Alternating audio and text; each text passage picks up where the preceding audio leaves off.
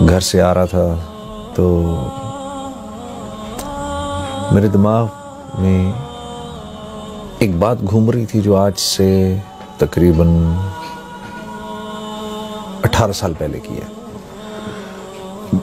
اور مجھے یاد ہے کہ میں پہلی دفعہ اللہ کے راستے میں نکلا. لمبے لمبے میرے بال تھے, جینز ٹی شرٹ میں نے پہنی ہوئی تھی. مسجد میں جا کے بیٹھا اور اس وقت عشاء کے بعد کا ٹائم تھا. مسجد میں کوئی تھا نہیں, لوگ جا چکے تھے, اکا دکا لوگ تھے. تو ایسے میں نے قرآن پکڑا, قرآن پکڑ کے میں نے کھولا بڑے عرصے بعد. تو جن آیتوں پر میری نظر پڑی, قرآن کھولا تو 18واں پارہ کھل گیا, اور جن آیتوں پر میری نظر پڑی اس میں سے پہلی آیت تھی قد افلح المؤمنون, اور نیچے اس کے معنی لکھے ہوئے تھے بالتحقیق کامیاب ہو گئے مومنین. تو میں اس کو دیکھتا رہا, اس آیت کو دیکھ کے آگے میرے سے پڑھا نہیں گیا. مجھے خیال آیا کہ کامیاب ہو گئے مومنین. تو کامیابی تو میرے نزدیک اس وقت کوئی اور چیز تھی. اس وقت میرے نزدیک کامیابی تھی پیسے کا ہونا, شہرت کا ہونا, نام کا ہونا, مال کا ہونا, لوگوں میں جانا, پہچانا جانا. یہ میرے نزدیک کامیابی تھی. لیکن مجھے اس بات کا بھی احساس تھا کہ یہ اللہ کا کلام ہے, اور کچھ تھوڑا بہت میرا وقت کیونکہ لگ چکا تھا تو مجھے اس بات کا احساس ہو گیا تھا کہ اصل کامیابی تو وہ ہے جو اللہ کے ہاں کامیابی ہے. اصل کامیابی وہ نہیں ہے جس کو میں کامیابی کہوں. یہ بات بھی ذرا سمجھنے کی ہے. اللہ جس کو کہے وہ کامیاب ہے, اس کی کیا وجہ ہے؟ اس کی وجہ ایسے سمجھاتے ہیں علماء کرام. یہ اتنی کائنات ہے نا جو ہمیں آپ کو نظر آتی ہے, یہ ساری کی ساری اللہ نے انسان کے لیے بنائی ہے, اور انسان کو اللہ نے اپنے لیے بنایا ہے. اب اس کائنات میں جو چیز میری ضرورت کی ہے وہ میرے لیے جتنی ضروری ہے نا اس کی اتنی ہی اونچی قیمت ہے. اگر گاڑی انسان کی ضروریات کو پورا کرتی ہے تو اس گاڑی کی قیمت ہے, اور وہ قیمت کس نے لگائی ہے؟ انسانوں نے. کیوں؟ کیونکہ گاڑی انسان کی ضروریات کو پورا کرنے کے لیے ہے. انسان گاڑی کے لیے نہیں بنایا گیا, گاڑی انسان کے لیے بنائی گئی ہے. تو یہ گاڑی جب تک اس کی ضروریات کو پورا کر رہی ہے اس وقت تک اس کی قیمت ہے. جس دن یہ انسان کی ضروریات کو پورا کرنا بند کر دے گی اور اس کی جگہ کوئی اور چیز اس سے بہتر ضرورت پورا کرے گی تو یہ سڑک پہ چلنے والی تمام گاڑیاں لوہے کے بھاؤ بکیں گی, یہ اپنی قیمت چھوڑ دیں گی. کیوں؟ اب انسان کے ہیں ان کی کوئی قیمت نہیں. تو یہ جتنی کائنات ہے اس کی ہر چیز کو اللہ نے انسان کے لیے بنایا ہے. پھل, سبزیاں,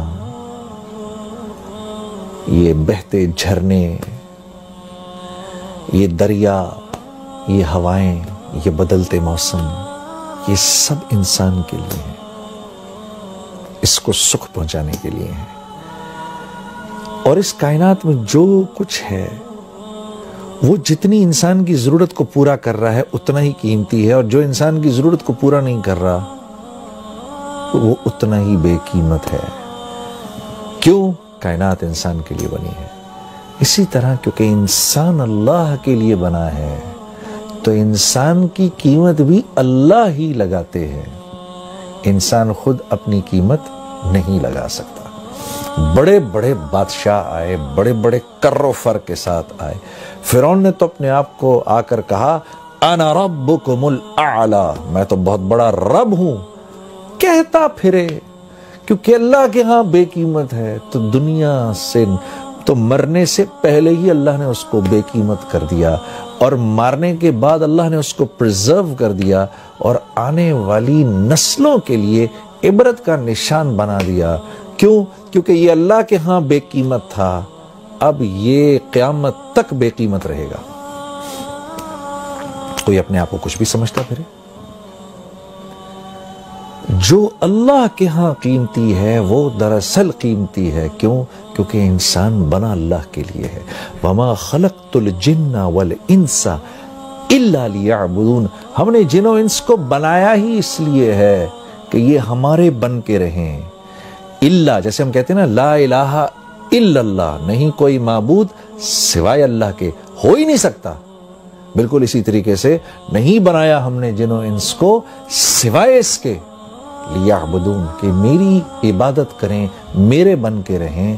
انسان بنا اللہ کے ہاں ہے، اللہ کے لیے ہے، انسان اللہ کے لیے بنا ہے، اس لیے اس کی قیمت بھی اللہ ہی لگاتے ہیں. تو جب میں نے پڑھا نا قد افلح المؤمنون، کامیاب ہو گئے مومنین، تو مجھے تھوڑی دیر کے لیے لگا جنید تو اپنے آپ کو کتنا کامیاب سمجھتا ہے، اپنے آپ کو کتنا بڑا سٹار سمجھتا ہے. چیک تو کر، کیا تو واقعی ان کامیاب لوگوں میں سے ہے؟ کیا تو واقعی اتنا کامیاب ہے جتنا کامیاب تو اپنے آپ کو سمجھتا ہے؟ تو میں نے ان اگلی 10 آیتوں کو پڑھنا شروع کیا کہ یہ آیتیں کیا کہہ رہی ہیں. قد افلح المؤمنون، بالتحقیق مومنین کامیاب ہو گئے. اب یہ مومنین ہیں کون؟ یہ تو دیکھیں. تو ان کی پہلی صفت کیا ہے؟ الذین هم فی صلاتهم خاشعون، جب نماز میں کھڑے ہوتے ہیں، اللہ اکبر، جب نماز میں کھڑے ہوتے ہیں تو ساری کائنات کو بھول جاتے ہیں. جب کہتے ہیں نا اللہ اکبر، علماء کرام فرماتے ہیں جب ہم یوں کرتے ہیں نا اللہ اکبر، تو ہم دراصل پوری ہمارے کرنے کا مطلب یہ ہوتا ہے اللہ کا جتنا ما سوا ہے اب چلا جائے پیچھے، ہمارا اس سے فی الحال کوئی واسطہ نہیں، کیونکہ ہم بادشاہوں کے بادشاہ، ہم اپنے خالق، اپنے مالک، اپنے اس رب کے سامنے کھڑے ہونے لگے ہیں جو وحدہ لا شریک ہے، جو واحد ہی نہیں ہے، وہ احد ہے. واحد ایک کو کہتے ہیں، احد اس کو کہتے ہیں جو ایک بھی ہو اور جس جیسا دوسرا ہو ہی نہیں سکتا. اس لیے اللہ رب العزت نے ہمارے نبی صلی اللہ علیہ وسلم سے فرمایا، میرے نبی یہ آپ سے پوچھتے ہیں آپ کا رب کیا ہے، کون ہے؟ آپ فرمائیے قل هو اللہ احد.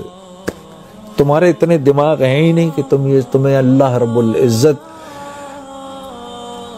شرح صدر ہوں کہ اللہ ہیں کیسے. اللہ احد ہیں، اللہ جیسا دوسرا کوئی ہے ہی نہیں.